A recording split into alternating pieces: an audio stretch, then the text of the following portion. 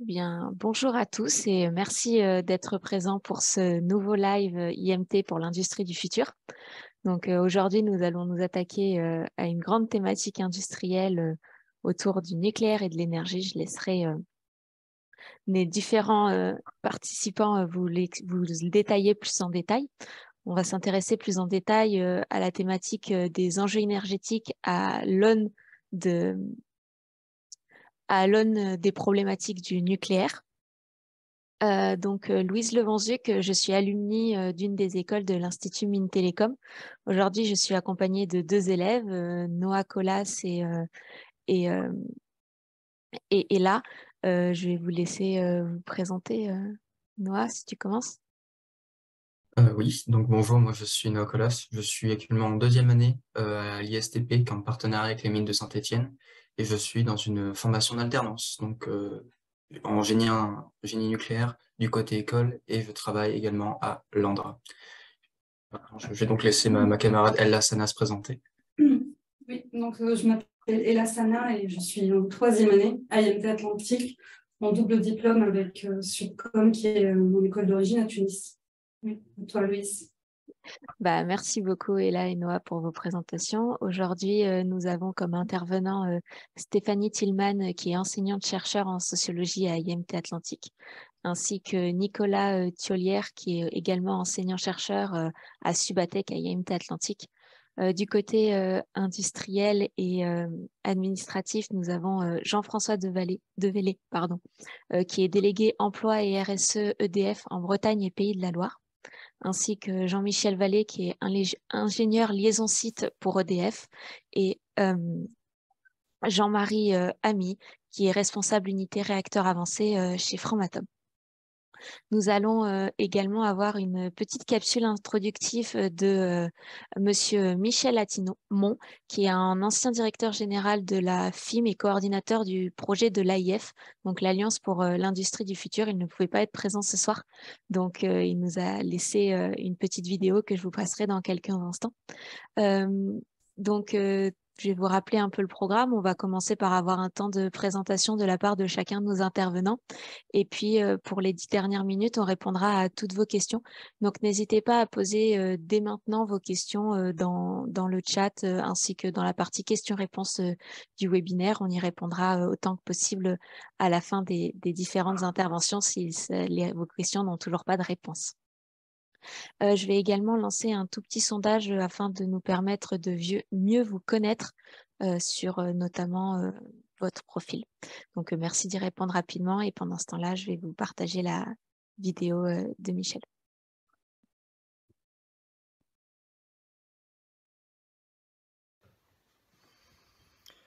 Bonjour à tous, je suis Michel Attimon.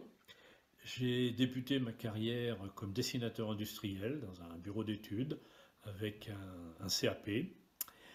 Puis, grâce à la formation continue, je suis devenu ingénieur et j'ai travaillé pendant 40 ans au sein du groupe Alstom, jusqu'à devenir en fin de carrière le directeur industriel du secteur énergie.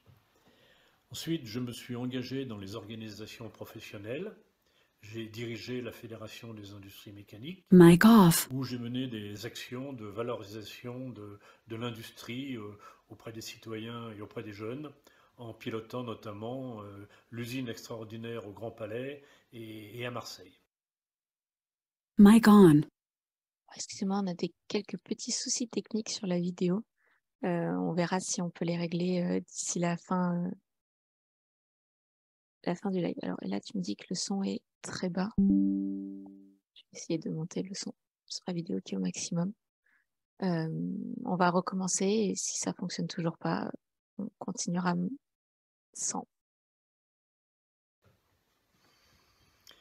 Bonjour à tous, je suis Michel Attimon. J'ai débuté ma carrière comme dessinateur industriel dans un bureau d'études avec un CAP. Puis, grâce à la formation continue, je suis devenu ingénieur et j'ai travaillé pendant 40 ans au sein du groupe Alstom, jusqu'à devenir en fin de carrière le directeur industriel du secteur énergie. Ensuite, je me suis engagé dans les organisations professionnelles. j'ai dirigé la Fédération des industries mécaniques, où j'ai mené des actions de valorisation de l'industrie auprès des citoyens et auprès des jeunes, en pilotant notamment l'usine extraordinaire au Grand Palais et à Marseille. Et aujourd'hui, je continue à militer pour revaloriser l'industrie auprès des citoyens et des jeunes, avec l'aide de Martine, que je remercie de m'avoir invité aujourd'hui, et d'autres collègues.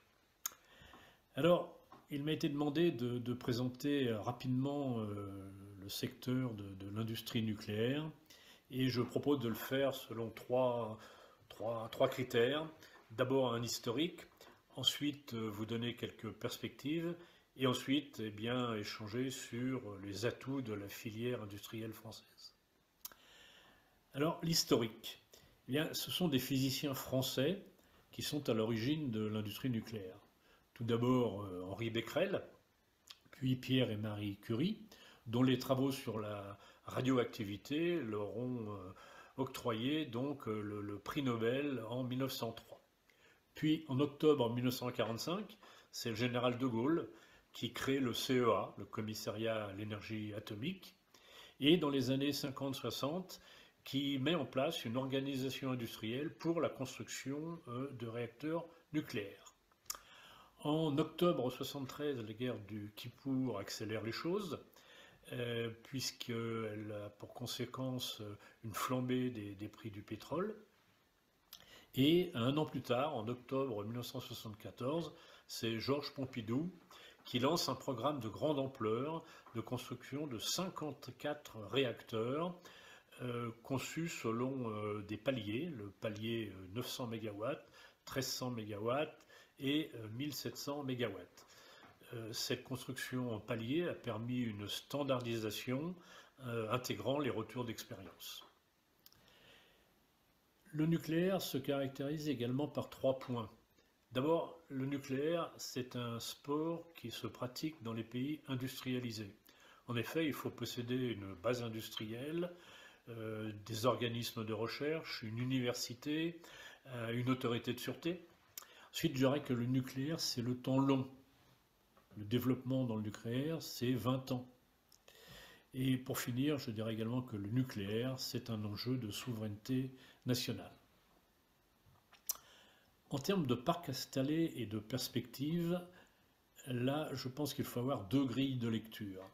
D'abord au niveau mondial, parce qu'au niveau mondial, le nucléaire ne représente que 10% de la production installée, loin derrière les énergies fossiles, qui représentent environ 65%, puis l'hydraulique et les énergies renouvelables, environ 15%. Le monde compte aujourd'hui 443 réacteurs en service dans 30 pays, et les 3 pays principaux producteurs d'énergie nucléaire sont les États-Unis, la France et la Chine.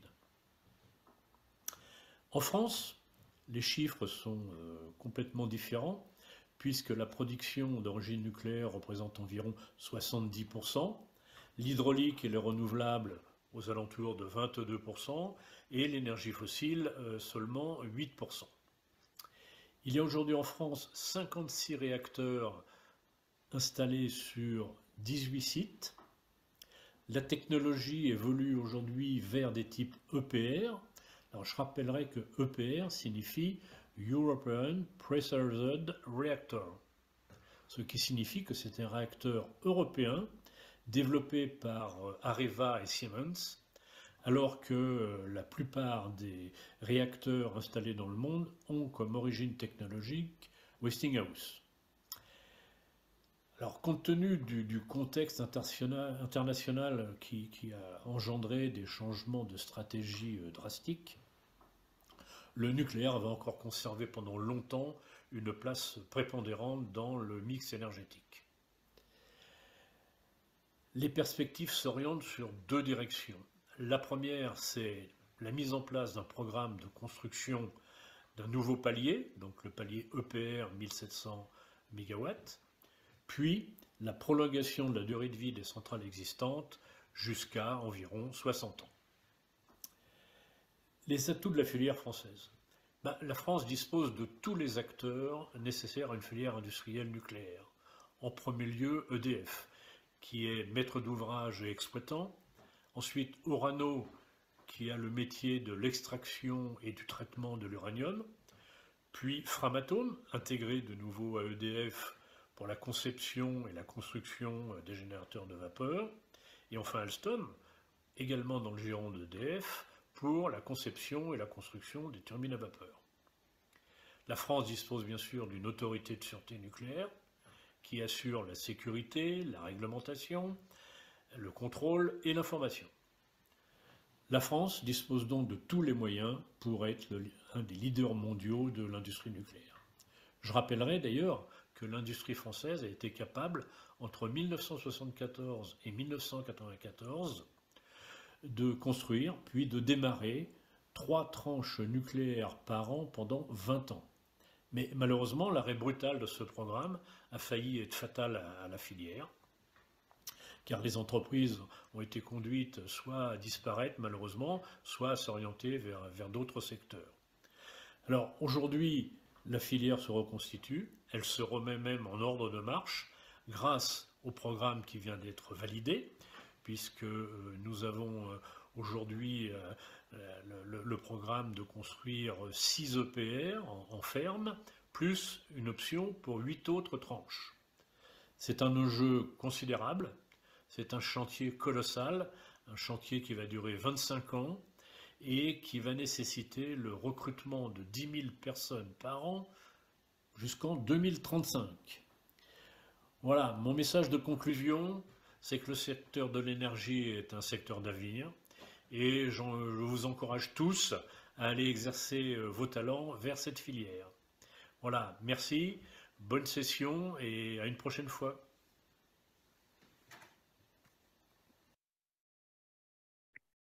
Donc, on remercie Michel de nous avoir fait cette introduction pour planter un peu le décor d'un point de vue historique et la présentation des différents acteurs du secteur. Et là, Noah, je vous passe la parole ainsi qu'à nos différents intervenants. Merci beaucoup, Louise. Donc, comme l'a pu nous faire Michel Atimon, il a pu nous faire un léger état des lieux. Est-ce que, Nicolas, vous pouvez nous faire part d'un bref état des lieux du nucléaire, mais cette fois dans le monde, s'il vous plaît? Oui, tout à fait. Vous m'entendez? Oui, on vous entend parfaitement. Voilà, donc je peux faire donner quelques petits chiffres un petit peu rapidement. Donc d'abord, c'est un écosystème, le nucléaire, donc un écosystème industriel qui est actuellement en transition, puisqu'il y a donc aujourd'hui environ 420 réacteurs nucléaires qui sont en opération dans le monde, et ces réacteurs nucléaires sont principalement en fonctionnement dans les pays, on va dire, donc les économies très industrielles comme les USA, la France, également la Chine, donc qui rattrape fortement son retard concernant le nucléaire. Le Japon a pas mal de réacteurs, la Russie, la Corée, Canada, etc. Et puis, si on parle en termes de réacteurs en construction, il y en a une 60aine actuellement qui sont en construction. Et là, du coup, c'est dans des c'est pas du tout, c'est pas exactement les mêmes pays. Donc le pays actuellement qui est le plus dynamique en termes de construction, c'est donc la Chine, hein, qui a 16 unités en construction, enfin une quinzaine d'unités en construction. Il y a l'Inde également qui en a quelques-uns, la Russie, la Turquie, etc., etc. Donc voilà, il y a des acteurs un petit peu historiques, États-Unis, France, Russie, et puis des nouveaux acteurs qui sont des acteurs émergents, même beaucoup plus qu'émergents, qui rentrent dans le jeu, entre guillemets, et c'est en grande partie des acteurs asiatiques. D'accord. Merci beaucoup. Et là, je te passe la parole. Pour pouvoir se pencher sur le cas plus spécifique de la France, c'est vous, Stéphanie Timon, que je vais inviter à nous parler un peu plus de la France. Oui. Alors, la première question qu'on peut se poser, c'est est-ce que le cas français constitue une exception? Parce que c'est souvent comme ça qu'on le présente, hein, l'exceptionnalité française. Alors, indéniablement, le cas français, il est singulier à au moins 3 égards. Le premier point, c'est que le nucléaire, encore en 2021, représentait 69% de la production d'électricité en France. Donc, ça fait de la France le pays le plus nucléarisé au monde du point de vue de la part du nucléaire dans le mix électrique. Alors, pas du point de vue du nombre de réacteurs, parce que par exemple, les États-Unis, ça a été dit, ont plus de réacteurs que nous, mais du point de vue du pourcentage donc, de la production électrique d'origine nucléaire, on est le pays le plus nucléarisé. Au-delà de ces chiffres, la singularité française, elle repose aussi sur l'écosystème nucléaire, les acteurs qui le composent et puis les compétences qui sont détenues par ces acteurs. Et finalement, la situation actuelle française, elle est singulière parce que c'est le seul pays au monde qui dispose de compétences et de moyens industriels dans l'ensemble des activités du cycle nucléaire, depuis l'extraction, l'enrichissement de l'uranium, jusqu'au retraitement, à la valorisation des matières et puis le stockage des déchets radioactifs, en passant évidemment par la conception, l'exploitation et la maintenance des réacteurs. Donc, on voit qu'on a cette maîtrise de compétences d'un bout à l'autre de la chaîne du cycle nucléaire, et ça, ça n'a pas vraiment d'équivalent dans d'autres pays. Donc, c'est vraiment aussi une spécificité. Et puis, dernière singularité peut-être, le fait que le nucléaire français, sa maîtrise, elle repose quand même sur un très petit nombre d'acteurs. On a, nous, pour le parc actuel de production d'énergie, un exploitant principal, qui est EDF, qui est présent depuis l'origine, ça a été dit, depuis le plan Messmer, voilà, c'est EDF qui exploite. Alors, même si, effectivement, les noms des acteurs plutôt du côté de la conception ont pu changer avec, voilà, Framatome, qui est ensuite devenu Areva, en intégrant aussi les activités liées à l'amont et à l'aval du cycle, et puis ensuite qui s'est rescindé un peu plus tard. Finalement, on a toujours disposé de ces compétences-là. Et puis, de la même manière, on a un système qui est resté assez stable dans le temps. Donc voilà, en gros, pour les principales singularités. Et tout ça, finalement, ne peut se comprendre qu'au regard de l'histoire de cet écosystème qui a été en partie retracé là dans la petite capsule. Et donc, si vous pouvez nous parler un peu des dernières évolutions de ce parc nucléaire. Oui, alors, bon, j'avais prévu du coup de retracer le temps, de ne vais pas revenir sur ce qui a été dit. Alors, ce qu'il faut noter, c'est que suite à ce plan, donc à ce grand plan Messmer, qui aboutit effectivement à un déploiement massif de 58 réacteurs, alors peut-être juste un point qui, il me semble, n'a pas été précisé.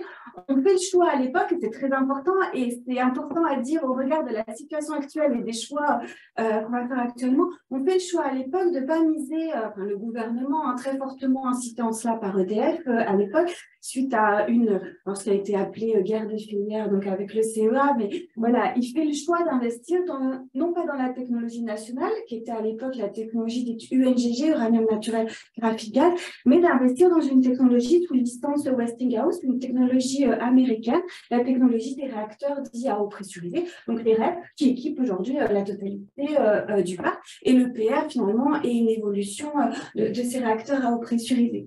Donc juste peut-être préciser que suite à ce programmatique qui est unanimement qualifié de succès industriel, et on pourra y revenir quand on évoquera peut-être le PR, après, finalement, s'ensuit une phase où on a un ralentissement, voire un arrêt en fait, très brutal des activités de conception et de construction.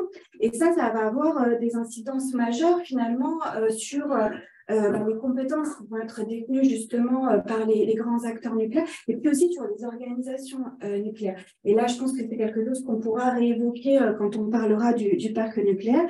Et donc, la décennie 90 et le début des années 2000, ça va être qualifié par certains parlementaires d'hiver nucléaire parce que on ne va plus avoir de perspective, et l'État français qui, au moment du déploiement du plan Messmer, faisait office d'État stratège et donnait vraiment des perspectives et une vision à long terme, et bien finalement ne fournit plus ces perspectives, voire arrête des programmes nucléaires. Je pense notamment au réacteur Superphénix qui a arrêté en 97, qui était une technologie alternative à celle des REP, technologie de réacteur à neutrons rapides. Et donc voilà, on a cette période un petit peu de fort ralentissement qui met les grands acteurs un peu en proie au doute, et puis semble s'amorcer dans la deuxième moitié des années 2000, une sorte de renaissance, certains vont parler de renaissance nucléaire, qui en France s'incarne dans le lancement du projet PR, et puis en 2010 dans le lancement du projet Astrid, qui est qui doit être le premier démonstrateur des réacteurs de 4e génération. Alors, 10 ans plus tard, finalement, à nouveau, on est un peu en proie au doute parce que, on y reviendra, mais le projet a quelques déboires. Et puis, le projet Astrid est arrêté. Donc, je pense que Jean-Marie pourra y revenir en partie. Et puis, suite à en lien aussi avec le contexte, ces différentes crises, je pense que Nicolas va en parler, là semble s'amorcer à nouveau une relance. Alors qu'il faut comprendre aussi au regard de toute cette histoire et d'une possible aussi fragilisation des organisations qui, pendant longtemps, n'ont pas eu de vraie feuille de route à très long terme. Donc voilà, on pourra revenir sur ces éléments. Oui, et on y reviendra bientôt, juste après la question que va poser Noah. Oui, je reviens sur vous, Nicolas. Est-ce que vous pouvez nous dresser un panorama du parc actuel français et du coup nous parler des durées de vie des centrales et de leur éventuel prolongement, s'il vous plaît? Ouais. Alors, on peut parler de la situation actuelle en France que je qualifierais de deux manières. D'abord, effectivement, la problématique de la prolongation des centrales. Et le deuxième point que je peux aborder, c'est ce qu'on appelle la crise de l'énergie avec des guillemets, alors dans le monde et particulièrement en France, sur laquelle je peux revenir. Donc, le parc nucléaire français, comme ça a été dit avant par mes collègues, il a été en grande partie mis en service dans les années 80, dans les années 90 également, mais il y a eu une forte progression dans les années 80. Ce qui fait que l'âge moyen des réacteurs nucléaires, donc des 56 réacteurs nucléaires actuellement en fonctionnement en France, l'âge moyen, c'est à peu près 38 ans environ. Et tous les 10 ans environ, ces réacteurs subissent ce qu'on appelle des visites décennales par l'autorité de sûreté nucléaire. Et cette autorité statue sur le fait que le réacteur peut continuer son exploitation 10 années supplémentaires ou pas. Donc là, on arrive pour beaucoup de réacteurs vers la 4e visite décennale, donc une durée de vie de 40 ans. Lorsque les réacteurs ont été construits, parmi les composants difficiles à changer, notamment la cuve, les ingénieurs pensaient au début que cette cuve pourrait tenir facilement une trentaine d'années. Et puis, avec le retour d'expérience et la progression des connaissances sur les matériaux soumis à irradiation, eh bien, en fait, il s'avère que la fragilisation de la cuve est moins considérée comme un problème aujourd'hui. Il y a certains réacteurs aux États-Unis qui ont eu des autorisations d'exploitation jusqu'à 80 ans. Et donc, en fait, ce qui se passe, c'est que si aujourd'hui, on arrête les réacteurs à 40 ans, après la 4e visite décennale, donc à 40 ans d'utilisation, l'ordre de grandeur qu'il faut avoir en tête, c'est qu'en 2030, il y a à peu près 10 gigawatts résiduels de puissance installée, sachant qu'on en a un petit peu moins de 60 maintenant. Donc, il faut voir un petit peu l'enjeu qui est derrière. C'est que si ces réacteurs s'arrêtent, naturellement, il faudra les remplacer par des moyens de production alternatifs, et ça avec une rapidité absolument historique. Et donc, l'enjeu de la prolongation des centrales, elle est très, très importante. C'est un enjeu industriel très important pour EDF, et c'est pour ça qu'a été mis en place un programme qui s'appelle Grand Carénage, initialement chiffré à 50 milliards d'euros par EDF, et ce programme vise à remettre à niveau les réacteurs nucléaires qui vont subir leur 4e visite décennale afin d'avoir des autorisations de prolongation jusqu'à 50, voire éventuellement jusqu'à 60 ans, ce qui emmènerait en fait le parc nucléaire à traverser une partie de la temporalité importante pour la transition énergétique, et qui permettrait de mettre en place des alternatives, typiquement le déploiement des énergies renouvelables intermittentes, solaire et éolien, de manière beaucoup plus confortable, on va dire. Et puis le deuxième point, c'est la crise de l'énergie dans le monde et en France. Donc cette crise de l'énergie, elle a commencé un petit peu après, à partir, on va dire, de la fin de la crise Covid. Donc, il y a une reprise économique portée par le retour vers l'activité. Et donc, cette reprise économique a généré une forte demande en énergie primaire, et notamment en pétrole-gaz. Et puis, associé à ça, donc la guerre en Ukraine et les sanctions européennes associées font que il y a eu des tensions au niveau de la demande et au niveau de l'offre sur les marchés de l'énergie. Et ça s'est traduit, il y a eu une traduction sur les marchés de l'électricité, puisque ces marchés de l'électricité, en tout cas en Europe, sont basés sur un principe qu'on appelle merit order, donc on appelle des moyens de production par coût croissant de leur coût marginal, et c'est généralement le dernier moyen appelé, c'est-à-dire celui avec un coût marginal le plus élevé, qui fait le prix sur le marché. Et il se trouve que c'est très souvent le gaz qui a fait le prix ces derniers temps, les centrales à gaz, et donc les prix de l'électricité se sont envolés complètement sur les marchés de l'électricité européens. Côté français, il y a eu un deuxième effet qui était lié, on va dire, alors il y avait des arrêts programmés de réacteurs, et ces arrêts programmés de réacteurs, par effet de bord de la crise du Covid, ont été décalés à la fin de la crise. Donc ça fait une accumulation d'arrêts programmés. Et certains de ces arrêts ont mis en évidence des phénomènes de corrosion sous contrainte sur les tuyauteries des circuits d'injection de ces kits de sûreté. Je ne rentre pas dans le détail, mais quelque chose de très important. Et donc, ça a nécessité de faire des examens approfondis sur tout un tas de réacteurs. Et il y a un effet de série qui est apparu. Et donc, de nombreux réacteurs ont été indisponibles.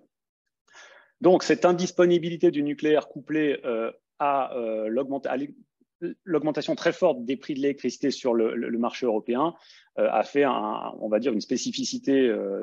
La crise énergétique a eu une spécificité à l'échelle de la France. Donc, on a beaucoup parlé de rupture, d'arrêt programmé et ciblé de l'approvisionnement en électricité. Ce risque est en train de reculer en ce moment. RTE chiffre le risque d'arrêt.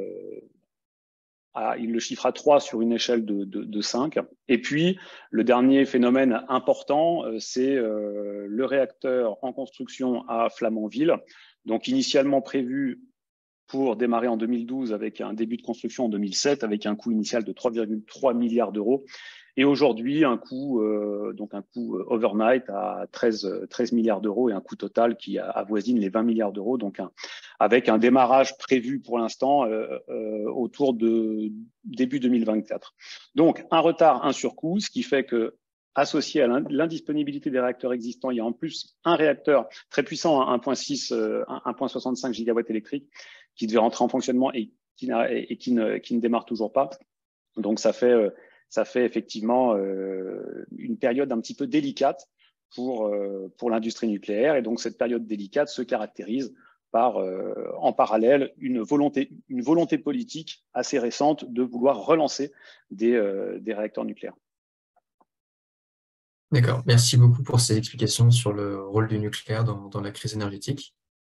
Je vais maintenant repasser la parole à ma camarade, Ella. Oui, donc vous venez d'évoquer Flamanville et le retard de 12 ans. C'était initialement programmé en 2012. Aujourd'hui, on vient de dire qu'il sera probablement en marche en 2024. Est-ce que vous pouvez nous parler un peu plus de l'EPR de Flamanville, surtout à la lumière du nouveau projet de construction de 6 nouveaux EPR? Alors, je vais en dire 2 mots parce qu'ensuite Jean-François complétera. Mais donc, sur l'EPR de Flamanville, il y a plusieurs rapports qui ont été produits, qui peuvent être consultés, puis aussi des travaux académiques. Je pense notamment au rapport de Jean-Martin Foltz en 2019, au rapport de la Cour des comptes en 2020. Et ils convergent sur plusieurs raisons qui peuvent expliquer les déboires du projet EPR Flamanville. Je vais ici en mentionner que quelques-unes, mais je vais aussi essayer de les mettre en perspective avec les raisons du succès, à l'inverse du grand plan Messmer dont on a parlé, puisque là aussi, il y a eu des travaux qui ont cherché à comprendre finalement qu'est-ce qui faisait les fondements finalement de ce succès du programme Messmer. Donc, parmi les raisons qui étaient évoquées pour ce dernier, il y avait le fait effectivement d'adopter, de choisir une technologie qui était déjà exploitée, la technologie Westinghouse, on en a parlé, d'avoir une stratégie de réplication par palier technologique, ce qui était source à la fois d'économie donc en termes de R&D, et puis d'apprentissage notable au fur et à mesure du temps, donc de monter en compétence des différentes équipes. Une autre raison qui a été évoquée pour expliquer que le nucléaire avait mieux réussi en France qu'ailleurs, c'était le fait que le développement du nucléaire bénéficiait d'un fort appui politique à l'époque. Il s'appuie aussi sur une industrie électronucléaire, on en a en partie parlé, qui était très intégrée, qui était centralisée autour d'un acteur fort, d'un acteur central qui était EDF. qui était à la fois maître d'ouvrage et architecte ensemblier pour le premier programme, et qui opérait dans le cadre d'une régulation qui était très stable, tout ça permettant finalement une coordination efficace des différents acteurs qui s'appuient sur des arrangements organisationnels qui avaient été construits en fait sur le temps long, qui avaient bénéficié d'un temps important pour se construire. Et finalement, quand on regarde la situation, quand on met en perspective ces éléments avec la situation au moment où le PR de Flamanville a été lancé, on voit que sans avoir totalement disparu, il y a une partie de ces éléments qui font pour partie défaut et qui sont moins présents. On a quand même une moindre présence de l'État, en particulier d'un État stratège. Et ça, alors c'est un point qui est évoqué par la Cour des comptes en particulier. Pour eux, ça a favorisé aussi, à un moment donné, l'émergence de tensions entre les grands acteurs du nucléaire, et en particulier dans le cas de l'EPR, entre EDF et Areva en particulier, qui ont pu expliquer, alors un point sur lequel revient le rapport Paul, cette fois, des estimations initiales qui étaient irréalistes. On a parlé de 5 ans, annoncé au départ pour construire l'EPR.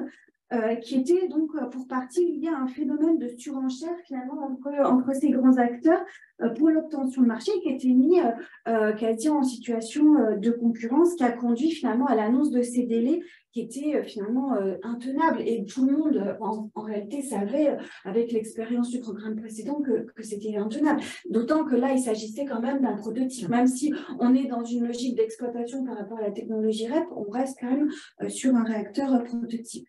En plus, on l'a dit, ça faisait quand même suite à des années de faible activité en ingénierie, en conception-construction. Donc, ça avait contribué à un délitement du tissu industriel d'une part, donc non pas seulement des grands acteurs, mais aussi de tous les sous-traitants, en fait, en capacité de réaliser toutes les activités qui sont à prendre en charge dans le cadre de la construction, qui est le génie civil, la soudure, on a parlé de tous ces métiers.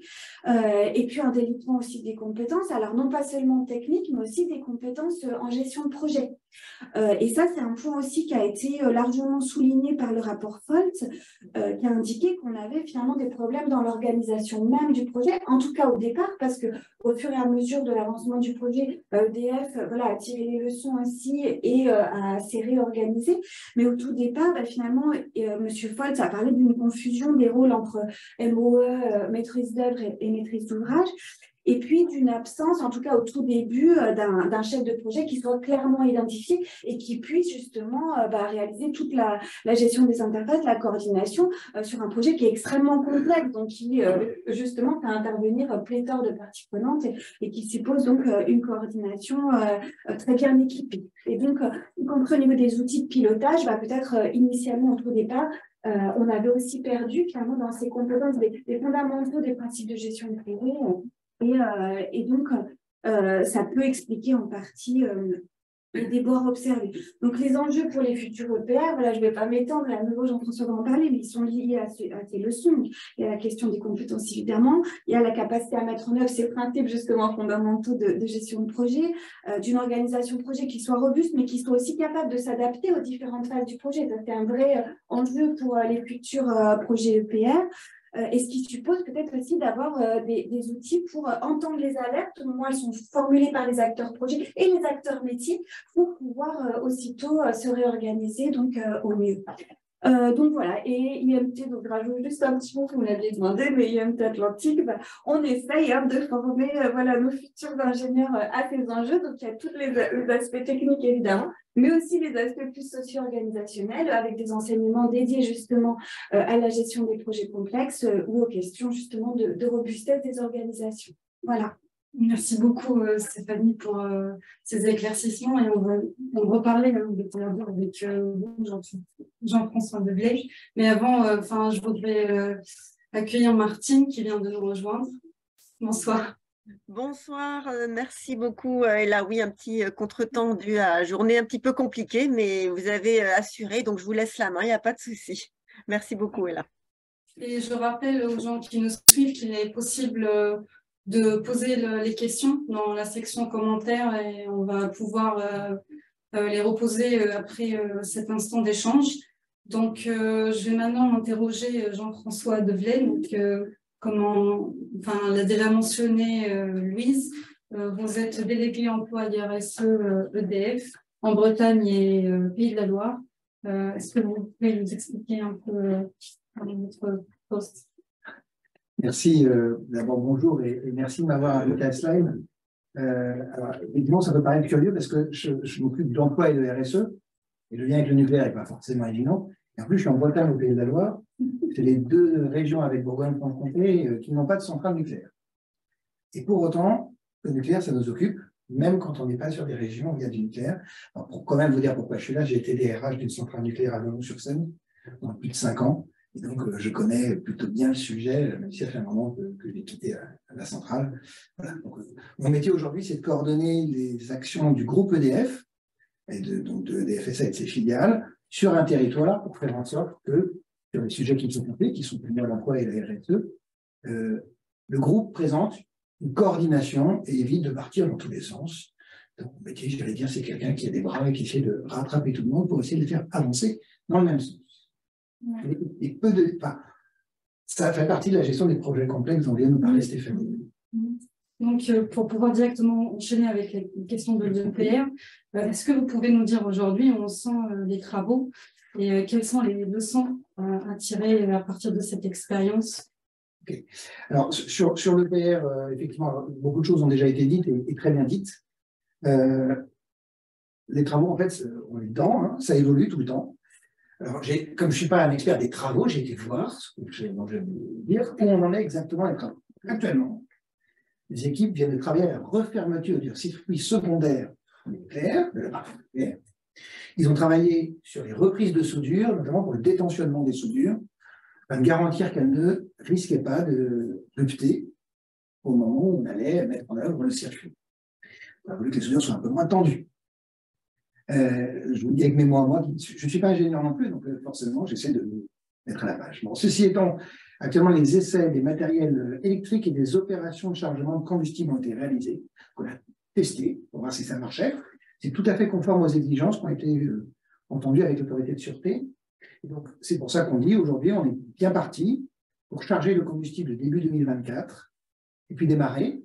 Bon, à ce moment-là, on va faire une période de contrôle, hein, contrôler que le cœur reste sûr, hein, que tous les systèmes de sûreté du cœur fonctionnent, et puis que tous les matériels se comportent comme on a prévu qu'ils se comportent, au fur et à mesure de la montée en température et de la pression de la chaudière, parce que je rappelle, hein, certains d'entre vous n'avaient pas forcément cette vision-là, qu'une centrale nucléaire, ça reste quand même une grosse chaudière qu'on chauffe très fort pour faire de la vapeur qui fait tourner un alternateur et produire de l'électricité. Voilà. Donc, aujourd'hui, les travaux, ils sont partis, on est vraiment à la phase de test. Donc, pour nous, des opérations, elles sont réelles. Hein. Aujourd'hui, il y a des gens qui travaillent, on n'est plus dans la construction de la centrale, mais bien dans sa préparation à la mise en exploitation. Ce qui nous fait dire qu'effectivement, nous allons peut-être sortir enfin de ces longues années pendant lesquelles on a construit, et vous avez, je ne sais plus lequel d'entre vous a dit ce mot, mais il est important, construire ce prototype. Ça, c'est important parce qu'on parle des leçons à tirer, finalement, qu'est-ce qu'on va pouvoir retirer de cette expérience de l'EPR pour construire l'EPR2? C'est un prototype, donc en fait, on a testé plein de trucs et on s'est pris pas mal de choses dans la tête. Alors, on verra peut-être sur l'histoire aussi de l'opinion publique sur le nucléaire. Et je vous parle aussi un petit peu de l'incidence qu'a pu avoir les événements comme le septembre, Fukushima, etc., qui forcément ont été intégrés dans la construction des nouveaux ouvrages et nous ont obligés à changer les choses. On ne les avait pas forcément prévues comme ça. Et on se dit, ah oui, mais comment, si cet événement-là se passe, qu'est-ce qu'on fait? Et à ce moment-là, on a commencé à retransformer une partie de l'installation pour la rendre plus conforme à la sûreté. Et donc, tous ces revers, toutes ces difficultés, on les a capitalisés pour construire les EPR. Et on a construit un plan qu'on appelle le plan Excel, qui vise à l'excellence de la filière nucléaire, à retrouver l'excellence de la filière nucléaire en termes de rigueur et de qualité, qui a commencé en 2020 et qui a construit son parcours sur 30 engagements, qui sont sur 5 axes. Donc, on a travaillé sur la gouvernance du projet, on parlait justement de cette coordination nécessaire. On a travaillé sur la montée en compétences des gens, alors, d'EDF, mais aussi des sous-traitants, des autres constructeurs. Hein. On a travaillé sur la relation fournisseur pour la rendre plus partenariale et surtout engager résultat. Au moins que la relation, ensemble, on produise un résultat qui intéresse le sujet, qui est la construction des EPR. Il y a eu également un chantier sur la qualité et la sûreté renforcée par la standardisation. Et on l'a vu dans le petit film qui a été passé au début, cette question de la standardisation, elle est importante parce qu'elle garantit, elle favorise la sûreté de ce qu'on fait. Plus on le fait, mieux on a de risques, plus on mesure les différentes possibilités de risques et donc mieux on arrive à les maîtriser. Et c'est toute la différence entre un EPR qui n'était pas standard, un prototype, et puis la technologie Westinghouse qui, pendant longtemps, a été standardisée puisque les Américains avaient déjà construit leur centrale quand on a commencé notre propre programme. Voilà. Et puis il y a un cinquième axe qui est la fabrication et la construction, puisqu'il y a eu également dans la construction d'un certain nombre de pièces qui concourent aux centrales nucléaires parfois des malfonctionnements ou des dysfonctionnements, et donc on a voulu restandardiser, atteindre un niveau de qualité des matériaux qui nous étaient livrés. Alors sur ces 30 engagements, il y en a 26 fin 2022 qui ont été atteints ou dépassés. Il en reste 4 qui vont être atteints en 2023. Et notamment, on a encore à travailler sur des sujets de simplification pour faire plus vite et moins cher. On ne verra pas sur des coûts et des délais de l'EPR, on vient d'en parler, on n'a pas été tellement rapide, on n'a pas été tellement pas cher. Donc maintenant, il faut simplifier. Alors c'est vrai que comme c'est une technologie qui part, qui est sur les mais qui a bien développé des choses, ça reste quand même un réacteur européen qui est vraiment très différent des autres réacteurs. On a parfois tendance, alors en France comme ailleurs, chez les ingénieurs comme d'autres, à complexifier un peu les choses. Voilà. Et il nous faut simplifier. Alors, je vais vous donner quelques exemples de simplification qu'on a menées, notamment de simplification technologique. En 2020, nous avions 13 309 références de robinets sur la construction de l'EPR. Donc les robinets, les têtes de valve, 13 309. En fin 2002, nous en sommes à 571. Ça veut dire qu'on va acheter, d'abord, on va construire et faire construire par des industriels partenaires des robinets qui seront plus standards.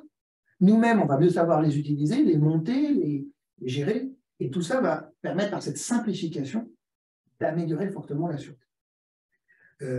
Et ça favorise la qualité par la standardisation. Autre exemple, il y a 30% de soudure en moins pour le PR2 que de l'EPR. Parce qu'on va plutôt récupérer des pièces qui sont déjà prémontées dans les usines avant qu'elles ne rejoignent les sites pour être installées. Et ça, pareil, ça garantit une qualité bien meilleure. Dernier problème de simplification, c'est en cours par la loi, la simplification administrative. Il y a un projet de loi aujourd'hui qui est déposé, qui est au Sénat, et qui va partir à l'Assemblée nationale. Je crois qu'il a été voté, d'ailleurs accepté au Sénat. Il vise à simplifier un certain nombre de processus pour construire les EPR2. Alors, le but, ce n'est pas de supprimer des processus pour dire que ce n'était pas nécessaire, c'est simplement d'éviter des processus redondants et administratifs. Par exemple, on aura maintenant une seule autorisation et non une succession d'autorisations qui elle-même portait en elle-même la nécessité de revenir en arrière pour dire voilà pourquoi on vient vous demander cette autorisation. Alors, vous avez une autorisation A, puis B, puis C, puis quand on a atteint la C, il fallait qu'on explique depuis A, et ainsi de suite. Donc en fait, on faisait 3, 4, 5, 50 fois, 60 fois. Là maintenant, c'est dans la loi, il est prévu une seule autorisation. Autre exemple, on va pouvoir démarrer les travaux de génie civil, donc les terrassements, la construction des chapes, avant même d'avoir les autorisations. Jusqu'à présent, dans la loi, il fallait attendre que l'autorisation finale soit donnée pour qu'on commence les travaux. Et vous voyez bien là que nos processus pouvaient nous donner 3, 4 ans de délai qui, finalement, tant qu'on construit une chape, après, c'est plutôt la responsabilité de l'exploitant, du constructeur, de savoir s'il a bien fait de construire avant d'avoir la fin des autorisations ou pas. Dernier moyen de simplification, dans la loi, il est prévu, par exemple, que ce soit le Conseil d'État qui soit le premier et dernier recours, alors qu'avant, il fallait passer toute la succession de tribunaux. Les lois de recours, c'est normal, tout à fait logique.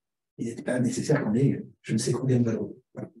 Donc, on a vraiment intégré tous ces éléments de l'EPR pour que, quand on va construire les EPR2, plus standardisé, plus simple, on aille beaucoup plus vite et beaucoup moins cher. Merci beaucoup pour votre clarté, votre pédagogie dans vos propos. Il y a beaucoup de points que vous avez évoqués et sur lesquels j'aimerais revenir, comme la question de l'opinion publique. Aujourd'hui, quelle est l'image du nucléaire dans l'opinion publique et quelles seront les conditions nécessaires pour assurer cette acceptabilité sociale qui n'est pas toujours garantie? Ouais, Alors, en fait, le nucléaire, ça a toujours été un sujet d'actualité en France. Hein. D'abord EDF, parce que nous, on vit nucléaire. Donc, on est exploitant de cinquantaine de réacteurs depuis 50 ans maintenant, certains, donc c'est notre quotidien. Mais dans l'opinion publique, ça a aussi toujours été un sujet d'actualité. En fait, depuis la construction du parc. Et par contre, un peu différent par rapport à EDF, c'est que dans l'opinion publique, c'est assez fluctuant. Et on l'a vu, hein, et je vais revenir un peu là-dessus. Et c'était fluctuant au fil du temps en fonction des événements contextuels et puis des politiques, des axes politiques. Alors, moi, je vous renvoie aux années 70-80. Alors, j'étais moi jeune, mais qui probablement pas né pour la plupart des gens qui nous écoutent. Mais je me souviens d'une publicité qu'il y avait à la télé où il y avait un voisin qui était en train de percer son mur, un autre qui venait l'engueuler en disant vous faites trop de bruit, avec votre perceuse, et l'autre lui disait c'est ma perceuse nucléaire. Comme ça, vous avez une perceuse nucléaire. Et oui, elle est nucléaire parce qu'elle est fournie à l'électricité nucléaire. Et en fait, le nucléaire, c'était un objet de fierté. C'était une énergie abondante, pas chère, et qui protégeait les Français face aux chocs pétroliers. Et donc, ça a été, d'ailleurs, on le voit, hein, enfin, on dit beaucoup, EDF, la France a perdu son leadership dans le nucléaire. Dans les années 80, la France, c'était beaucoup de réacteurs en fonctionnement qui marchaient bien. Et on a électrifié, je veux dire, partout en France aussi grâce au nucléaire. Et puis en 86, il y a eu un premier événement majeur qui s'appelle Tchernobyl. Alors, il y a celui de Three Mile Island dans les années 70, et celui-là nous a moins percuté, on était moins au courant de ce qui se passait. En 86, quand même, en Europe, à Kiev, il y a Tchernobyl, fusion du cœur. Et là, on a pris conscience, l'opinion publique a pris conscience du risque sanitaire, c'est finalement dangereux, et de la dangerosité, mais aussi de l'importance de la sûreté. D'un seul coup, la question de la sûreté nucléaire est devenue importante. Et il y a eu un effritement de la confiance, un doute, aussi pour des questions de transparence. Alors, aussi, ceux qui étaient nés à l'époque se souviennent peut-être du message du Premier ministre, hein, nous expliquant que le nuage radioactif qui avait traversé l'Europe s'était arrêté à la frontière. Bon. Malheureusement, les statistiques de santé qui ont suivi ont montré que ce n'était pas tout à fait vrai. Ce défaut de transparence porté par le politique a contribué à alimenter ce doute. Finalement, c'est un truc qui peut être dangereux. Il y a une question de sûreté et on nous dit dormez bien, tout va bien. Et là, on a pris conscience aussi de l'importance de la transparence sur le sujet. Alors à l'époque, la France est quand même reconnue comme très bonne. Hein. On dit on ne risque rien. Oui, à Kiev, ils exploitent les réacteurs n'importe comment, mais nous, imaginez bien, on est des exploitants responsables. C'était peut-être vrai, peut-être faux, mais cette confiance était quand même effritée et ça suffisait plus de le dire. Deuxième événement, le 11 septembre 2001, là, alors qu'il n'a rien à voir avec le nucléaire, mais il y a quand même un avion qui tombe sur des tours et qui fait s'effondrer les tours. Et moi, j'étais en centrale à ce moment-là. Je peux vous promettre que ça a créé un émoi dans la population, c'est que se passe-t-il si un avion vient s'écraser sur un bâtiment réacteur nucléaire? Quelle est la conséquence? Et dans l'opinion publique, cette question a été posée clairement, à tel point que moi je me souviens, en termes de mesures de sécurité, dans la base aérienne à côté de la centrale où j'étais, il y avait des pilotes qui dormaient dans leurs avions. Au cas où un avion de ligne soit détourné pour s'approcher, il avait quelques minutes pour aller dézinguer l'avion. Hein. C'était ça le message qu'on véhiculait.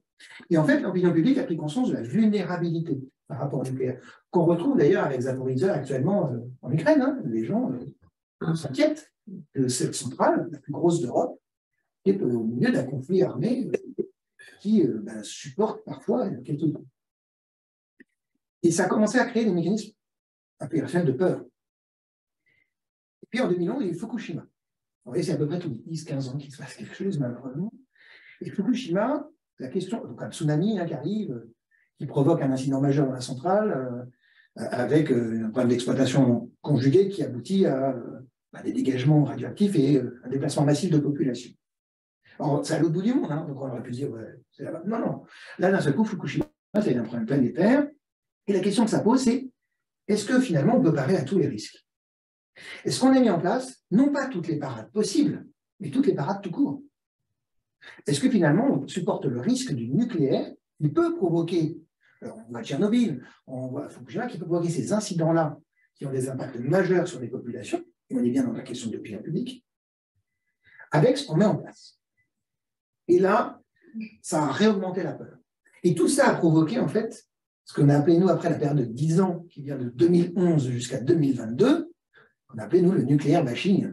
Et avec lesquels on a vécu ça aussi avec les acteurs du nucléaire, où le nucléaire, c'était du danger, de la pollution, du surcoût avec le PR qui rajoutait, par son aspect économique, une sorte de croyance que c'était impossible d'en sortir. Et finalement, le nucléaire n'est pas devenu une solution, mais un problème dans l'opinion publique. Ce qui explique aussi que les politiques, pendant très longtemps, nous ont laissé en déshérence, en disant pas d'orientation, ça a été dit, clair sur le nucléaire.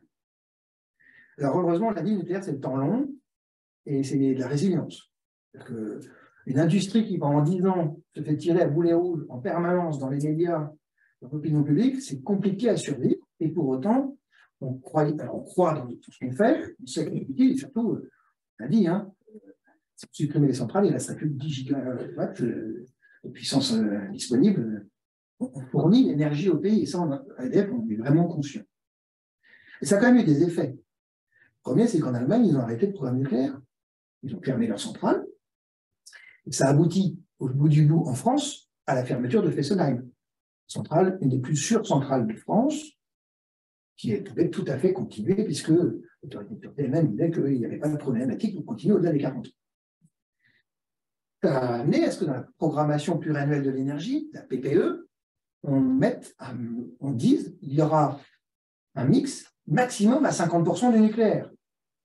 Aujourd'hui, c'est toujours ce qu'on a dans la loi. Et si on continuait comme ça, il faudrait qu'on continue à fermer des centrales, puisqu'on est aujourd'hui à 70%.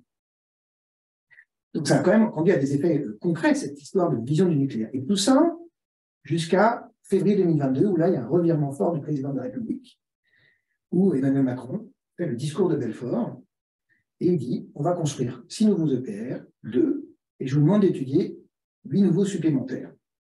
Et on va revoir la PPE en 2023, ce qui n'est pas encore fait. Ce changement, il est significatif parce que d'un seul coup, le nucléaire, c'est plus un problème, ça devient une solution. Une solution, j'ai quand même noté, en faisant quelques recherches, entre 2022 et 2021, l'opinion publique française a augmenté de 10 points en faveur du nucléaire, en un an, ce qui est énorme. C'est-à-dire que l'opinion commence à basculer à 10%, enfin 10 points de plus. Parce que le nucléaire, en fait, a pas mal d'atouts. Et moi, j'aimerais quand même juste vous les exposer très rapidement. Je sais que je prends un peu de temps, je vais aller vite, mais je change un peu de... D'abord, le nucléaire a des atouts économiques. C'est une énergie abondante, il n'est pas cher quand beaucoup est maîtrisé, pas comme sur le prototype et sur d'autres aspects. Il est quand même fondamental, on l'a vu, la crise énergétique provoque une crise majeure en France, en Europe et dans le monde. Et quand l'énergie tousse, c'est toute l'économie qui tousse. Et on sait que l'économie, le coût de la vie, c'est la première préoccupation de l'opinion publique et des Français. Et donc évidemment, on va pouvoir retrouver un niveau économique, énergétique qui permet d'avoir une économie moins chère et fondamentale. Le deuxième atout, il est environnemental. L'urgence, c'est le climat. Et le climat, c'est la question du CO2. Jusqu'à récemment, ça date, je crois, de 2022, jusqu'à 2022, plus de 50% des Français pensaient que le nucléaire dégageait du CO2. Relayé d'ailleurs par les médias. Ce qui est faux. Et ça s'inverse. Parce que les médias ont repris leur discours, depuis que le président a fait son discours d'accord, et on commence à expliquer qu'effectivement, le nucléaire ne dégageait pas de CO2. Et comme la préoccupation quand même du climat, c'est la question du CO2, eh bien, le nucléaire apparaît comme vertueux par rapport à ça. C'est un mode de production qui redevient adapté comme les renouvelables le sont. Le troisième sujet, c'est le social. Et c'est là où l'opinion et l'acceptabilité à l'horizon 2030-2050 que vous posez posent question. Sur le social, le nucléaire, ça crée des emplois. Donc, c'est génial. Sauf que ça ne suffit pas de dire ça. Il y a d'autres industries qui créent des emplois. Il y a un aspect quand même extrêmement intéressant sociétalement parlant, c'est que le nucléaire, c'est une petite surface au sol. Contrairement aux éoliennes, qui, elles, nécessitent, pour une puissance équivalente, une énorme surface au sol.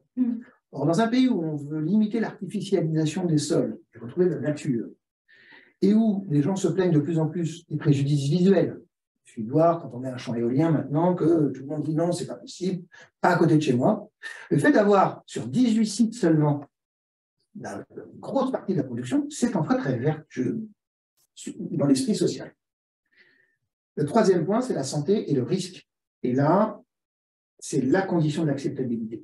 Il va falloir qu'on garantisse, qu'on maîtrise la question du risque, sûreté, à court terme par rapport à l'accident, et à moyen long terme sur la question des déchets, avec le projet CIGEO. Voilà, cette acceptabilité, c'est avant tout, me semble-t-il, cette question de la maîtrise des risques. Merci beaucoup. Est-ce que vous pouvez justement vas-y, elle l'a. Oui. Merci pour les explications que vous venez. Oui, et on reviendra après vers la fin sur la question des compétences. Bien sûr. Je passe la main à Noah. Merci beaucoup. Je vais maintenant interroger Jean-Michel Vallée. Donc, vous êtes ingénieur liaison à EDF. Ce n'est pas un poste dont on entend souvent parler. Est-ce que vous pouvez nous expliquer en quoi consiste votre poste et qu'est-ce qu'une journée type pour vous, s'il vous plaît? Alors, ingénieur liaison site, c'est important. Il y en a plusieurs par site. Et l'objectif, c'est tout simplement de préparer les arrêts de tranche. Alors, un arrêt de tranche, c'est simple, c'est l'arrêt du réacteur pour en profiter pour le recharger. Et c'est le premier besoin. Et on profite de cet arrêt, c'est un peu, vous savez, comme les courses de Formule 1, là où on décide de faire d'autres choses en parallèle. Alors, il y en a où c'est le rechargement qui dimensionne le temps de l'arrêt. Donc, on sait qu'il nous faut quelques jours pour recharger, alors c'est une dizaine de jours. Et on fait le maximum de modifications qui sont soit de l'amélioration, soit de la réparation, de la maintenance. Et puis, il y a des arrêts où il y a des modifications qui prennent beaucoup plus de temps. Et donc là, en l'occurrence, moi, je travaille sur le premier arrêt qui va être réalisé sur l'EPR. Alors, je pense qu'il y en a plus d'un qui est passé avant moi, mais celui-là, on y croit vraiment, et qui devrait intervenir entre 2025 et 2026. Sauf que ça représente énormément de modifications, parce que finalement, pour permettre le démarrage actuellement de l'EPR, il y a des choses que l'on repousse. Alors, pas parce qu'on n'a pas le temps, mais parce qu'on a le droit aussi de les repousser, parce que ce n'est pas une nécessité pour le fonctionnement. On sait qu'on peut fonctionner dans un régime transitoire, mais à terme, EDF décide de ne pas le garder, parce que ça embête l'exploitant et ça ralentit éventuellement le temps de production également. Donc, l'objectif, c'est de préparer ça. Donc, c'est d'être l'objet du coup du travail, c'est d'être l'intermédiaire entre les équipes d'ingénierie qui préparent et imaginent toutes les modifications qu'on doit réaliser. Donc, ça va passer par les études, le design, les appros également, tout ce qui est approvisionnement des différents équipements qui doivent être changés, remplacés ou créés. Et les équipes qui, elles, sont sur site. Alors, on a deux types d'équipes qui, elles, sont celles qui vont préparer et celles qui exploitent le réacteur. Parce que celui qui exploite, c'est lui qui a les commandes. C'est lui qui a la tempo, c'est lui qui a la sûreté. Et donc, il va dire, je peux pas. Et je peux à tel moment ou je peux pas à tel moment. Et il y a les équipes qui, elles, préparent sur site, qui sont aussi dans l'interface en disant, ben voilà, moi, j'ai besoin de tant de personnes à tel endroit, et il faut que le réacteur soit dans telle situation. Et donc là, l'exploitant va dire, bah, grosso modo, vous pouvez venir à tel moment de l'arrêt. Et donc ça, c'est des plannings qui se construisent, qui sont assez complexes. Et pour faire échanger toutes ces personnes, ce n'est pas si simple. Donc, il y a mon boulot, par exemple, qui est vraiment de servir de liaison entre l'ingénierie et déjà pour, on va dire, faire communiquer les gens. Parce que les ingénieurs d'études, ils sont dans leurs études et ils sont bien dedans, ils font du calcul. Et donc, le langage est un langage d'ingénieur-études. Et l'exploitant, lui, sa problématique, c'est le quotidien, c'est l'instant T. Ce n'est pas ce qui va se passer dans 18 mois, 2 ans, 3 ans. C'est loin, ce n'est pas qu'il ne s'y intéresse pas, mais c'est son quotidien, c'est le problème qu'il a à l'instant T. Et donc, c'est de faire communiquer ces gens tout en bâtissant un planning qui soit viable. Mais ça va passer, je donne un exemple tout bête, hein, mais c'est on peut avoir des tuyaux de 2,50 m de diamètre à changer ou à reprendre des soudures, par exemple, comme du diamètre 20 à faire changer. Donc, ce n'est pas du tout les mêmes types de modifs, ce n'est pas les mêmes endroits. On peut avoir des zones en zone froide. Donc là, n'importe qui va y rentrer, mais des zones contaminantes. Ce n'est pas du tout le même travail non plus.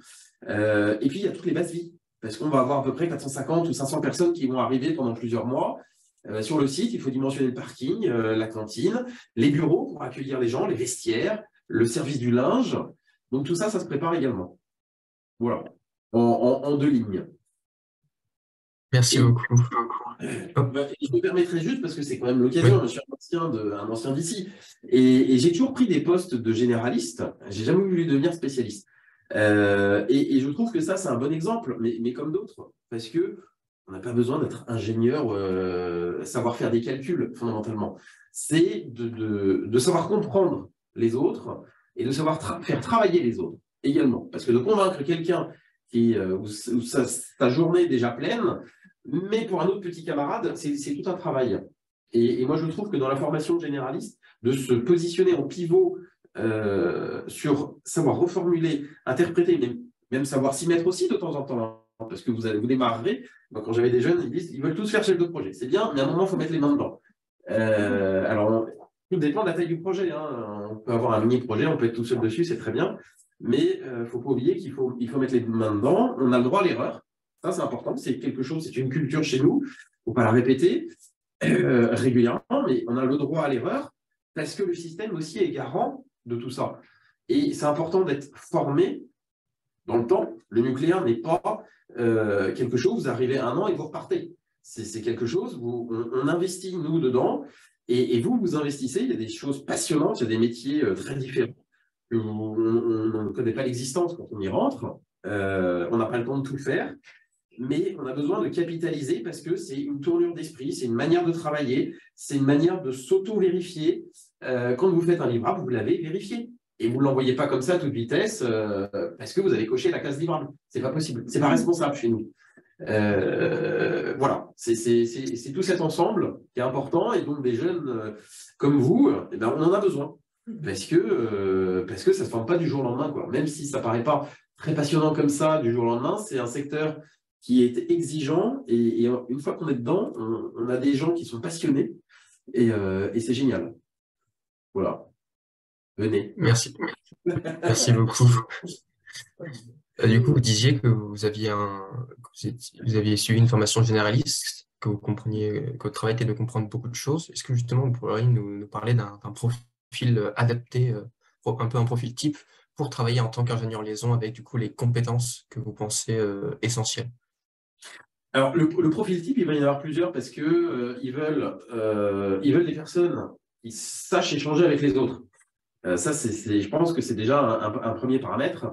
Mais il va y avoir plusieurs parce qu'ils en ont besoin, par exemple, de personnes de site, grosse expérience de site, parce que justement, ils ont tout le réseau sur place, mais ils connaissent peut-être un peu moins l'ingénierie.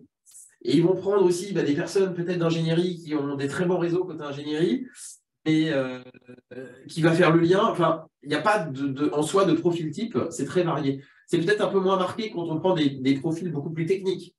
Un ingénieur en thermique, c'est compliqué de prendre quelqu'un d'autre. Il n'y a pas d'expérience. Vous voyez, c'est bien de mettre le pied là-dedans, mais on commence à être spécialiste.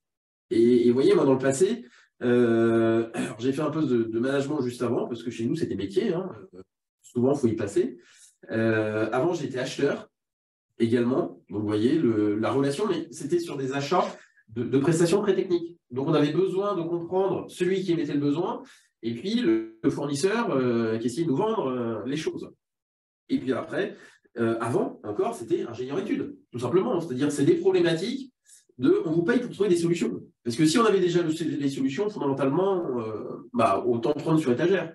Et donc, c'est des choses qui ne marchent pas, on souhaite qu'elles marchent mieux, de les faire à moins cher, de ce qu'on est en train de faire sur le PR2.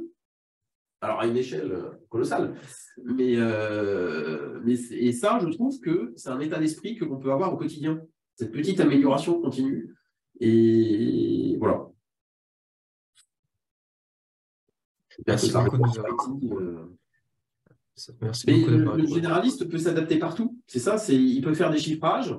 Donc, il peut faire une analyse financière de quelque chose tout en discutant avec des informaticiens pour développer un nouvel outil d'interface pour des métiers.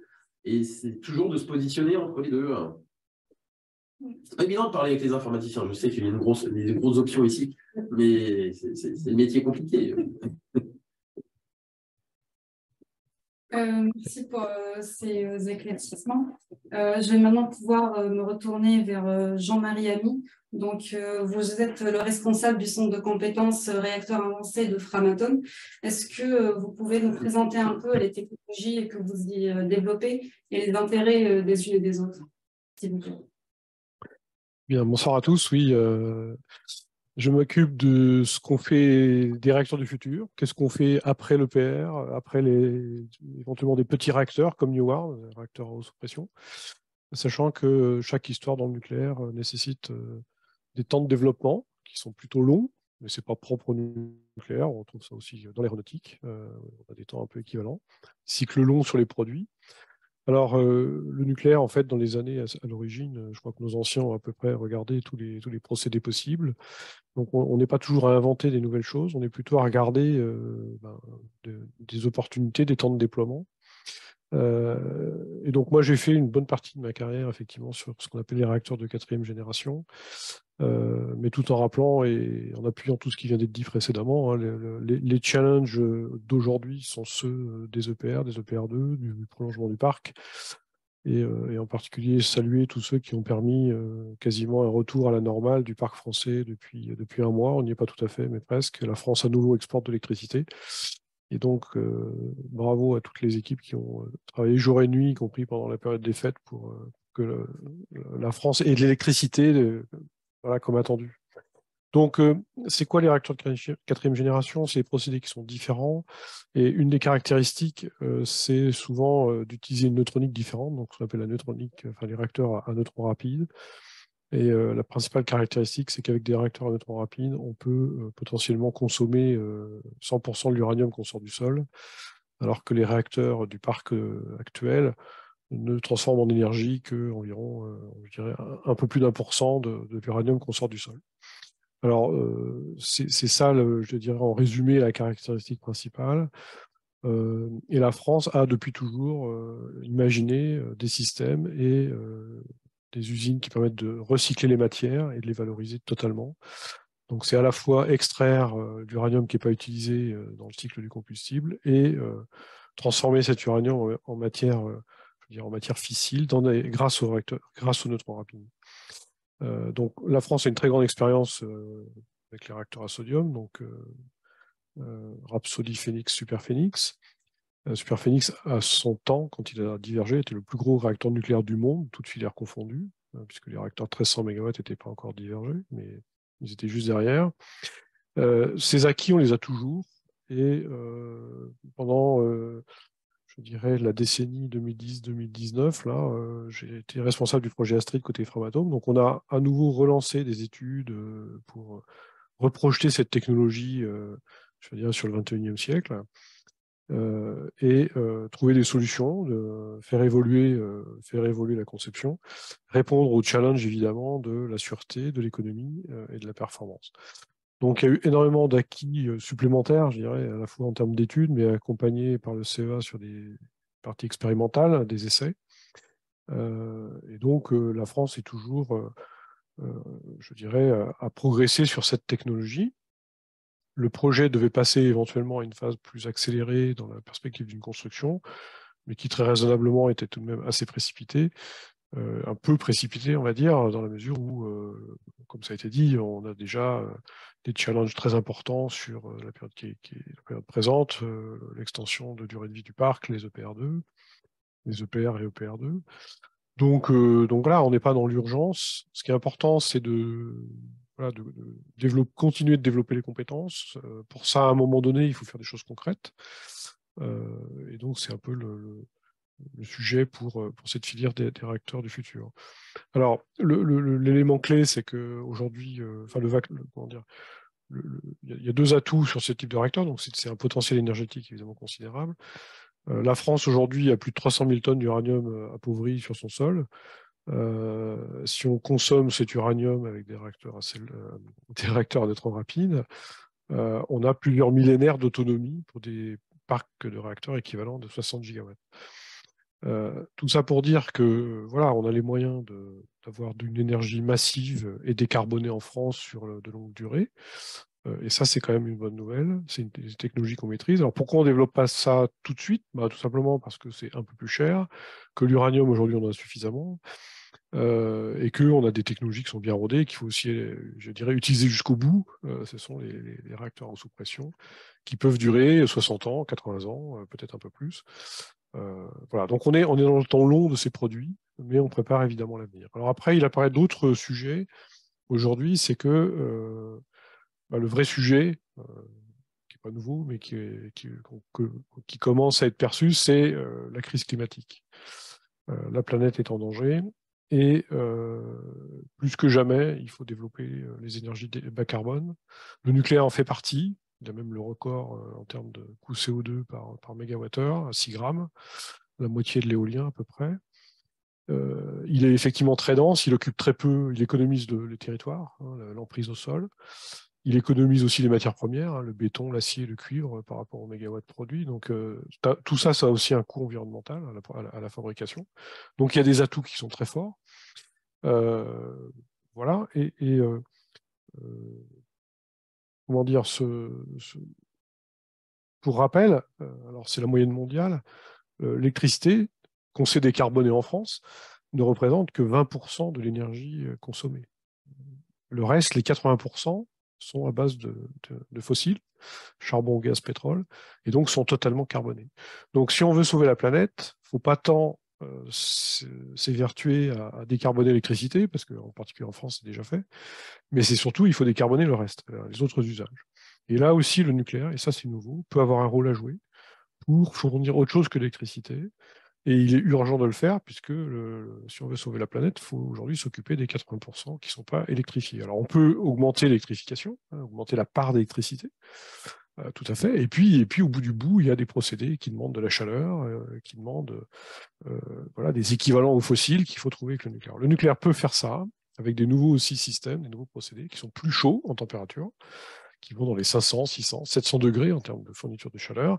Un EPR, ça fournit une chaleur à 300 degrés. Et donc là, ça ouvre aussi des perspectives pour du chauffage urbain. Alors là, on peut avoir des réacteurs pas très chauds, c'est les pays d'Europe du Nord qui s'intéressent à ça, mais sur la chimie, l'agrochimie, les applications de l'industrie, eh bien, il faut monter en température.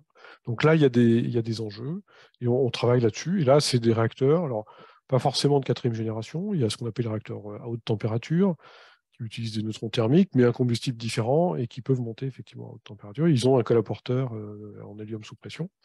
Donc ça, c'est des réacteurs qui peuvent apparaître assez rapidement, qu'on va faire plus petits parce que la chaleur se transporte moins bien que l'électricité, et donc il faut avoir une puissance de réacteur qui soit à la mesure de ce qu'on peut consommer dans l'environnement, enfin dans son environnement proche. Voilà. Donc voilà tous ces sujets qui aujourd'hui sont de plus en plus prégnants pour nous tous. En France, le gouvernement a fait un appel à projet pour les réacteurs nucléaires innovants, qui a suscité la création de tout un tas de nouvelles startups qui poussent justement ces sujets-là pour de nouveaux usages, pour de nouvelles tailles de réacteurs. Et c'est tout à fait passionnant et positif de voir de nouveaux acteurs qui parlent très positivement justement du nucléaire et de ses applications. Et donc, il y a encore effectivement beaucoup de choses à faire. Voilà. Alors, tout ne se fera pas en un jour, mais comme c'est relativement long, il faut s'y prendre dès maintenant. Et je crois que l'urgence climatique est là, et le défi que nous avons, nous, sur le nucléaire, c'est d'accélérer. Merci beaucoup pour vos réponses. Vous avez pu parler de beaucoup d'enjeux des nouveaux réacteurs, comme les usages, le recyclage du combustible. Maintenant, j'aimerais glisser vers la question du numérique. Quel est aujourd'hui l'apport des outils numériques dans vos méthodes de travail, mais aussi dans le développement de ces nouveaux réacteurs? Alors c'est clair qu'on est sur des disciplines techniques, on couvre un peu toutes les disciplines de l'ingénieur, et ça a été dit, pour la conception, on utilise énormément tous les outils de l'ingénierie, et ça fait appel à beaucoup d'outils de calcul pour les ingénieurs.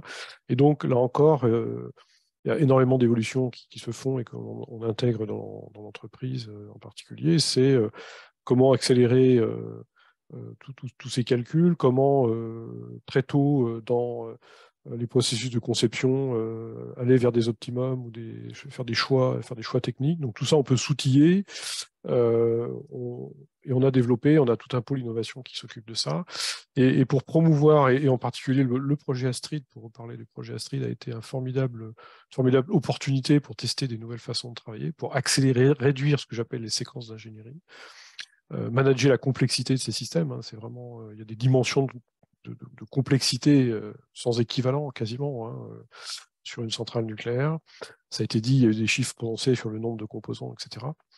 Donc tout ça, un management de la complexité, choix technique, voilà, le digital, les outils numériques amènent énormément de choses. Alors là, il faut du discernement, il faut faire du digital pour du digital, il faut que ça serve à quelque chose, et dans l'utilité. Donc nous, on a créé ce qu'on appelle une école du design au sein de Framatome, et je suis responsable de ça, qui a capitalisé sur les méthodes innovantes qu'on a mis au point sur Astrid, et qui pousse la dissémination de ces méthodes dans l'entreprise au service d'autres projets et des projets en cours. Tout ça pour accélérer l'efficacité de l'ingénierie en particulier. Voilà, et ça, c'est valable aussi sur toute la chaîne, tout le cycle de vie. On va retrouver aussi, je dirais, l'apport du numérique dans la maintenance prédictive, dans la gestion de tous nos systèmes, etc. Voilà. Donc là, il y a beaucoup de métiers très passionnants. C'est-à-dire que le nucléaire, c'est j'ai envie de dire le parc, entre guillemets, c'est de la vieille mécanique des années 70, 80, 90. Mais tout ça, c'est accompagné aujourd'hui par des enjeux de continuer de révolutionner nos méthodes de travail. Et je dirais, les meilleurs outils, les meilleures pratiques sont intégrés autant que de besoin dans nos métiers de tous les jours. Et on a besoin de la nouvelle génération aussi pour ça. Et ça a été dit, on recrute énormément. Framatome recrute 1500 personnes par an. Et donc, il faut attirer les talents et tous les métiers sur nos aventures et nos projets. Merci beaucoup. Vous avez évoqué l'école du design que vous pilotez, ce qui va me permettre de terminer avec une dernière question un peu ouverte. À vous, Jean-Marie Ami, mais à vous aussi, Jean-François Develay. Donc, ça va porter surtout sur la question des compétences. Est-ce qu'il y a aujourd'hui de nouveaux besoins de compétences dans le nucléaire? Voilà. Je vous donne tous les deux la parole. Jean-Marie, vous voulez continuer ou vous voulez que je prenne? Oui, je vais continuer.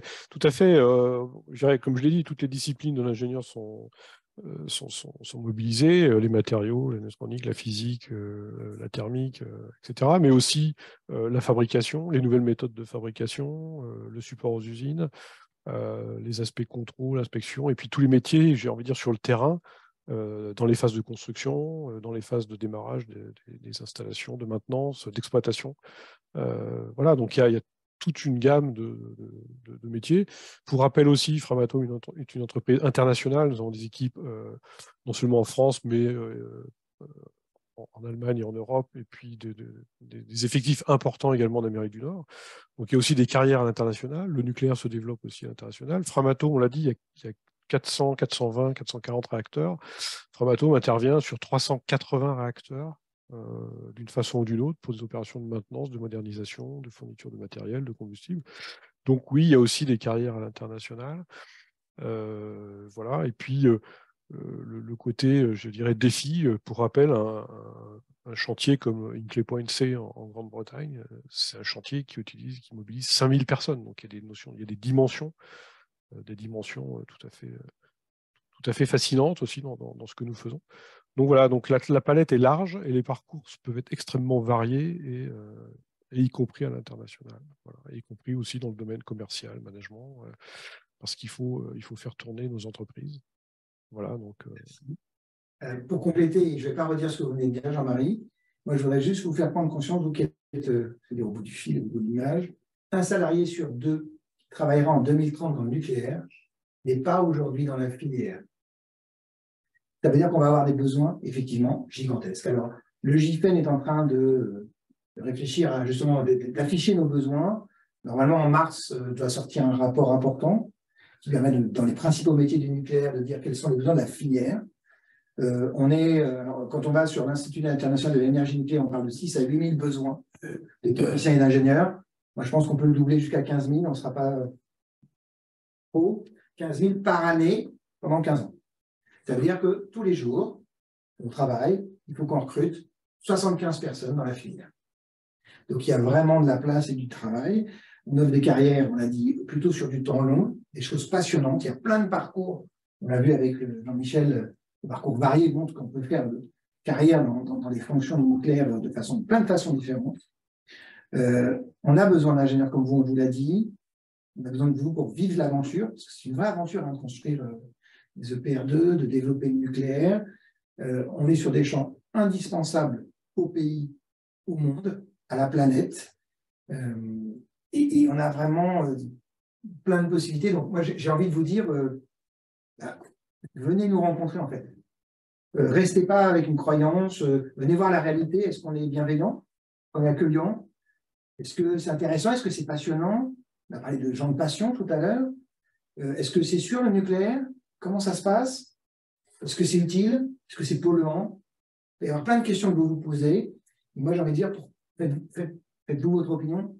Venez voir, testez, échangez, faites des stages, faites des visites. Je sais que IMT programme des visites sur tous les sites nucléaires en France, mais n'hésitez pas, allez voir.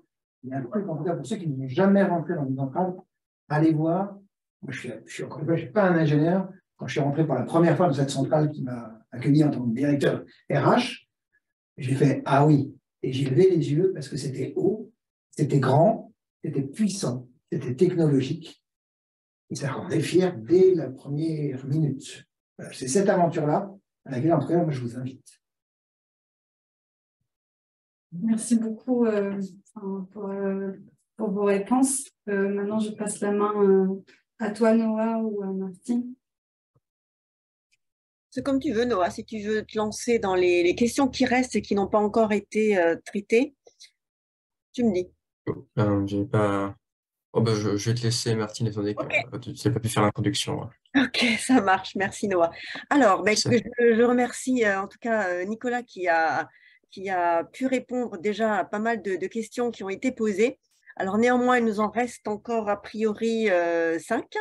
Donc, je commence. Alors, on parle beaucoup ces derniers temps du renouveau du nucléaire en France avec une multiplicité de projets portés par des startups et qui concernent donc des réacteurs de 4e génération, les XSMR. Où en est-on et est-ce qu'on peut aussi peut-être prendre juste le temps de définir ce qui est rapidement un XSMR? Alors, je vais répondre puisque c'est mon métier de tous les jours, de m'occuper de ces nouvelles technologies. Effectivement, il y a plusieurs types de réacteurs qu'on peut proposer, différents des réacteurs du parc EDF, comme j'ai essayé de l'expliquer. Donc, ils sont souvent à neutrons rapides. Donc, du coup, ils ont ce qu'on appelle du nucléaire durable, donc ils vont bien utiliser l'uranium. Et puis qui vont être avec des procédés un peu plus chauds, donc ils vont avoir des usages non seulement pour faire de l'électricité, mais également pour alimenter des besoins en énergie, en chaleur.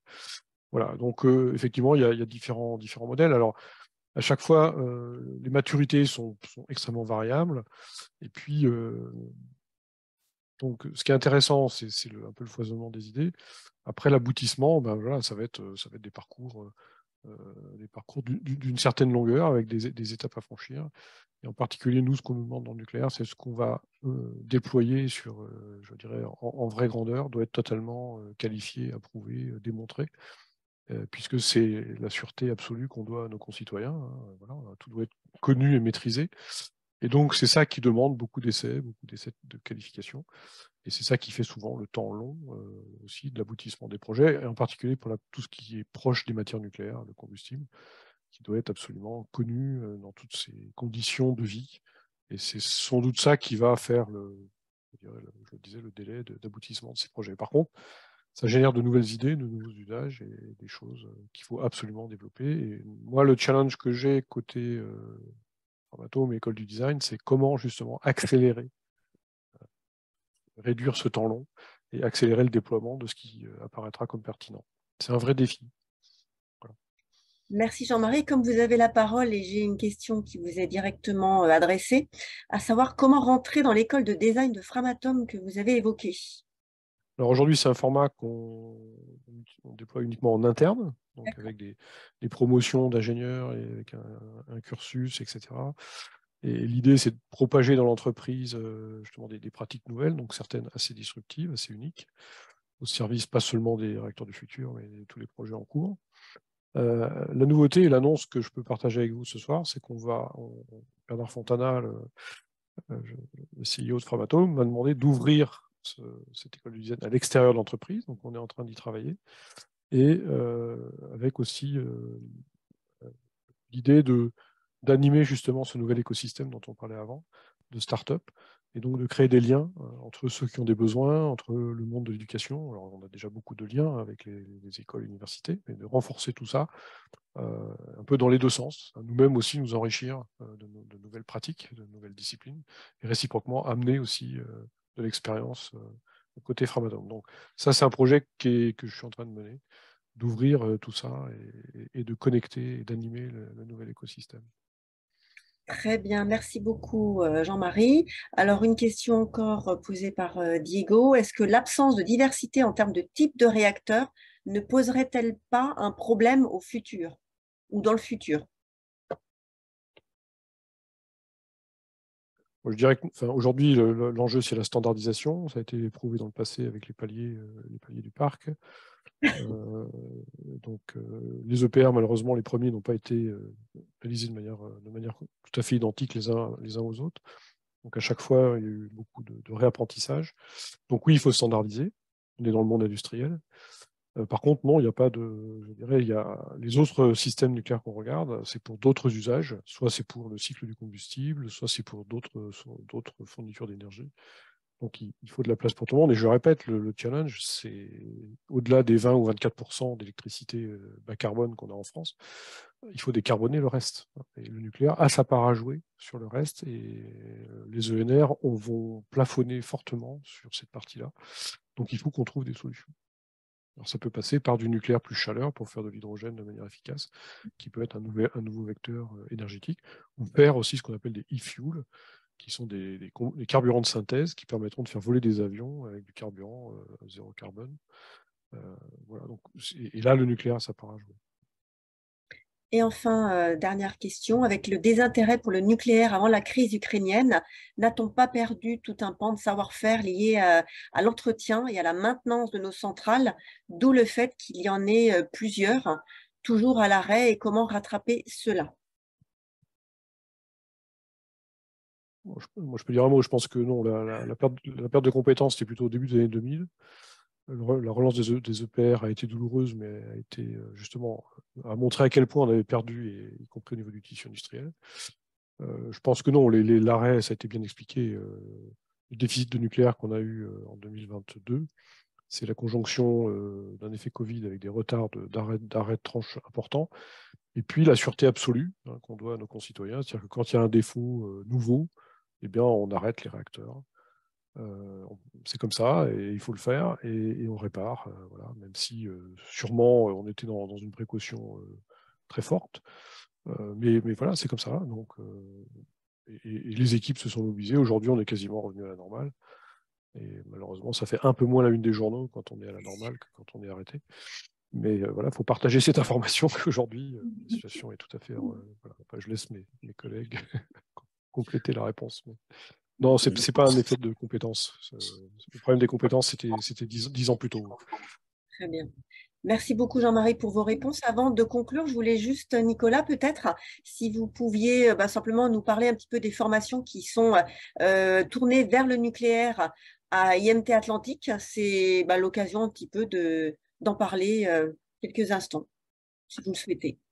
Oui, donc IMT Atlantique a un certain nombre de parcours de spécialisation, et dans la thématique énergie, il y a un parcours de la thématique énergie qui concerne spécifiquement le nucléaire, avec une spécialisation en deuxième année d'école d'ingénieur et une spécialisation encore plus spécialisée en troisième année d'école d'ingénieur. Donc en deuxième année, les étudiants et étudiantes abordent la question de la radioactivité, de la physique nucléaire fondamentale, un petit peu de thermohydraulique, de la physique du cycle et de la chimie du cycle également, etc., de la modélisation. Et puis, il y a ensuite un stage soit en entreprise, en France ou à l'étranger, ou éventuellement un stage de recherche. Et en troisième année, on revoit un petit peu ces principes, mais on renforce en quelque sorte, on va un petit peu plus dans les détails avec des matières très spécifiques et très fondamentales, comme la neutronique, avec d'autres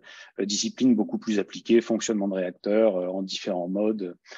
Et puis avec le stage de fin d'études, généralement dans des entreprises de la filière nucléaire. Et c'est des filières qui sont en croissance en ce moment. On a actuellement en deuxième année 45 étudiants à peu près et un petit peu plus d'une vingtaine en deuxième année. Et j'ai pas parlé pour la troisième année, j'ai pas parlé aussi du volet médecine nucléaire qui est aussi proposé. Donc 45 étudiants en deuxième année, une vingtaine en troisième année et on est dans la phase de croissance, probablement liée alors à une équipe pédagogique très dynamique, bien évidemment, mais également au contexte politique qui est quand même assez favorable au nucléaire, à l'énergie nucléaire en ce moment, et on en a déjà parlé. Merci, Nicolas. Et là, je te laisse la parole. Je pense que Jean-Michel Vallée, vous avez ajouté. Juste un petit complément sur la maintenance, la question de la maintenance. Au contraire, j'ai envie de dire, on a la chance, c'est d'avoir des personnes très expérimentées parce qu'on a plein de réacteurs et que ça fait des années qu'on les exploite. Et notre chance, c'est justement, on voit des choses qu'on ne voyait pas il y a 10, 15, 20 ans. Et quand on disait que Fessenheim était l'une des plus sûres, c'est qu'en effet, en plus, on a une entreprise qui non seulement cherche de plus en plus dedans, et qui investit également de plus en plus. Donc, on renforce quand même des tas de choses. Les réacteurs tels qu'ils sont sortis juste après construction n'ont rien à voir, entre guillemets, par rapport à aujourd'hui au niveau des équipements. Ce sont des choses, on rajoute de la redondance, on modernise des tas de choses. Les salles de commande sont modernisées également. Donc, au contraire, ça là-dessus, on capitalise beaucoup, mais parce qu'on garde les compétences et le personnel sur l'existant. Là où on a vraiment perdu, c'est sur la construction de nouvelles centrales, mais j'ai envie de dire plus largement la construction d'un projet à 10 milliards. Parce qu'un chantier à 3 ou 4 000 personnes, j'en connais pas beaucoup en France ni en Europe. Et ça, à coordonner au niveau des sous-traitants, c'est là où ça pose problème.